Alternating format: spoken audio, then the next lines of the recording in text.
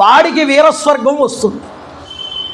వదిలిపెడితే భీష్ముడు ఇలా విడిచిపెట్టాలనుకున్నాడు. కానీ ఈ ముసలాయనతో యుద్ధం చేయగలిగిన మొనగాడు ఎవరున్నారండి? భీష్ముడితో యుద్ధం చేయగలిగిన మొనగాడు ఎవడూ లేడండి. భీష్ముడితో యుద్ధం చేయగలిగిన మొనగాడు ఒక్కడే, అతడే అర్జునుడు.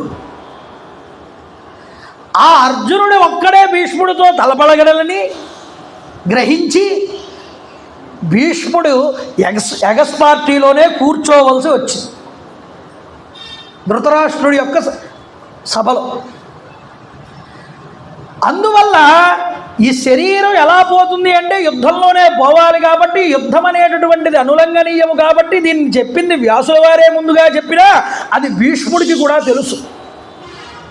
అందువల్ల భీష్ముల వారు ఏమీ సభలో మాట్లాడలేదు. కానీ చేసుకున్న వాడికి చేసుకున్నంత మహదేవ అని అందరూ దెబ్బలు తిన్నారు.